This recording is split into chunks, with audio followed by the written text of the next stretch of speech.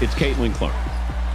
Her basketball IQ, her court vision, you just can't say enough about it. Something I worry about. I think I just worry about, being in this moment, enjoying this moment, the people that I really care about, the people that I really love. In the next few minutes, we're going to break down how Caitlin Clark's absence shook the Olympic Village, why Diana Taurasi's frustration boiled over, and the shocking stats that have everyone questioning Team USA's choices. Stick around because this story's got more twists than a playoff buzzer beater. Let's now discuss Caitlin Clark, the emerging talent who is radically altering the women's basketball landscape. This girl is not only incredibly gifted, but she is also breaking records. Veterans are keeping a close eye on Clark as he posts statistics. She is in the top 12 in points scored and the top 20 in rebounds. She is 5th in three-pointers made, demonstrating her considerable threat outside the arc. The fact that Clark's impact extends much beyond his stat line is the worst aspect, though. Logo threes.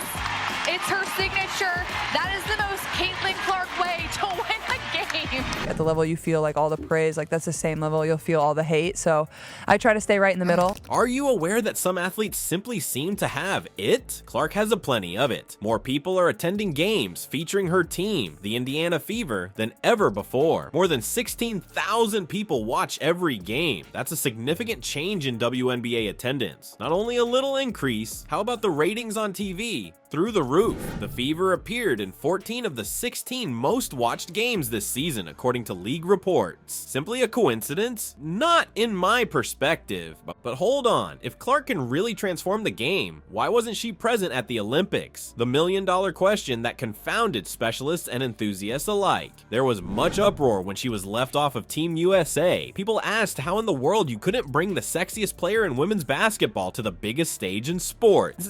It's more than just what Clark could have done on the ground. Think of the excitement and visibility she could have provided to women's basketball worldwide. Fans and reporters alike were disappointed since they had all been hoping for a glimpse of the Clark tale during the Olympics. But that was not to be. So what happens if you leave a superstar behind at home? There are so many what ifs thrown at you. Assume Clark had been there to light up the scoreboard. What if her celebrity had drawn more attention to the women's tournament? The Olympics are meant to display the best of the best, and some argue that Clark's absence cost women's basketball a tremendous opportunity to draw worldwide attention. I'm gonna do my best. I mean, it's still really hard basketball, like playing at this level. Everybody's gonna be, competing really hard coming back from the break, obviously with playoffs on the line. I think the biggest thing is just do me, have fun. But don't get me wrong, Team USA is incredibly talented, but sometimes in sports you need that something extra, a player who can change the course of a game and fascinate a crowd. Clark has shown to be that kind of player in the WNBA. Imagine what she could have achieved on the Olympic stage. The Clark effect extends beyond a single player and holds significant implications for the future of women's basketball. Her exclusion from the Olympic team raises concerns about how we not only choose players for our national teams, but also how we market the sport. Are we willing to take a chance on young players who could completely change the game? Or are we going to remain with the tried and trusted veterans? This is not just about victories and losses. It's about growing the sport, attracting new fans, and inspiring the next wave of players. Clark is doing all of that in the WNBA. Her jersey sales are through the roof, and she's drawing in new viewers to the game. That is the kind of global impact that the Olympics could have had. An Olympic gold medal may have seemed like the pinnacle for the women's basketball team of Team USA, but it was really more of a narrow escape. Now that everyone is discussing the Tokyo event, let's take a closer look at it.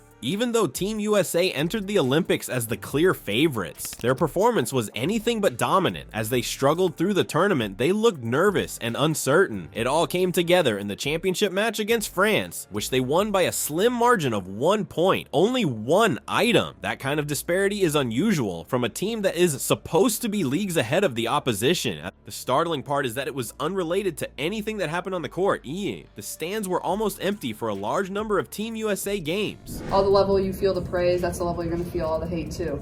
So you gotta stay right in the middle. And sometimes I don't even realize how far away I am. Like I watch it back on film and I'm like, wow, I should not shoot that shot. We've been doing like a lot of just little games. Like today we had a home run derby. Of course I won. But yeah, I just like little fun competitions that, you know, are outside of basketball where you can just kind of let loose and have fun. Talking about 13,000 people showing up to 20,000 seat arenas. There are a lot of vacant seats for what should have been the most popular ticket in town. What then goes awry? Why was the women's basketball tournament not drawing as many people as past Olympic events? This is a question that confounds sports fans and analysts alike. Stephen A. Smith is here, a man who never backs down from a discussion. The truth bomb he dropped has been the talk of the town. Smith felt that Caitlin Clark's absence from the team contributed to the gloomy narrative surrounding the Olympics. Without holding back, he remarked, "None of the disappointments should be a shock. You chose not to deliver." Damaged. But is he right about this? With his dominance in the WNBA, Clark has drawn large crowds and increased broadcast coverage. Was she able to influence events in Tokyo with her celebrity? However, it goes beyond celebrity endorsements. The way that Team USA played cast doubt on their player and strategy selections for a great deal of people. They shot poorly and committed 19 mistakes in the pivotal game. The best of the best are not supposed to play that way. So why were they suffering so much? Well, the first thing is I feel like I know if it's going in right off my hand, and I think that just speaks to how much time I put in and how many shots I've taken. Caitlin Clark unloads! They were like, "Do you want to come?" I was like, "Sure." I never planned on going on stage, but they're like, "You got to come on stage." I'm like, "I don't know about that." And they convinced me to do it. Any good shooter can really feel the ball off their hand like that.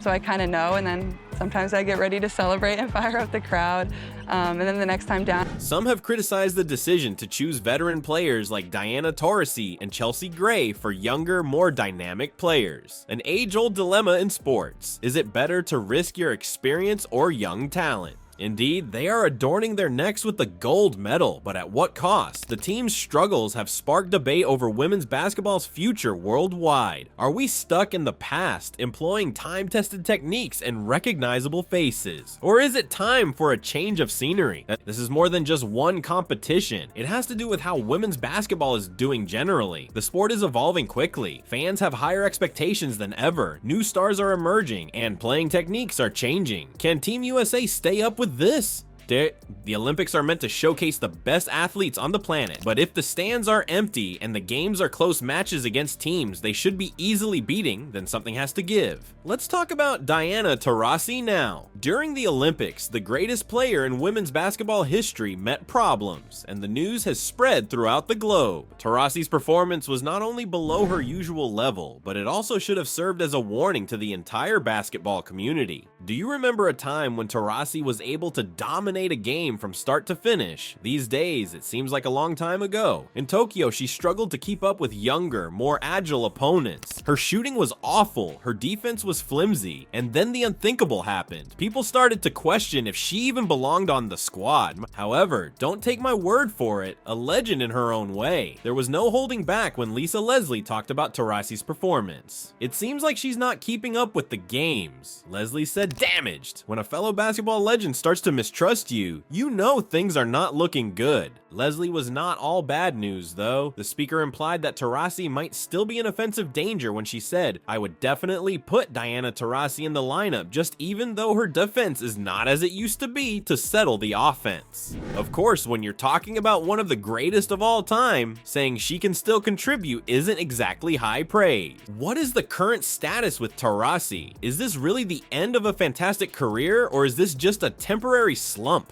Actually, it's not really only about Taurasi. Her situation provides insight into the more significant problems confronting women's basketball. Think about it, the game is changing quite quickly. Rising talents like Caitlin Clark are creating waves in the basketball world with their fast-paced, dynamic, and exciting style of play. It is up to Taurasi and the other veterans to choose between changing and going away. It's not easy to be in this situation. Imagine having a successful career and then discovering one day that everything has changed. That's the current challenge Taurasi faces. Can she alter her play style to stay relevant in this new era of women's basketball? In this, there are multiple players. It affects every aspect of the athletic landscape. Long-standing stars are being forced to reevaluate their roles as new players come on and as playing techniques shift. Some, like Sue Bird, have managed to adapt and carry on with their success.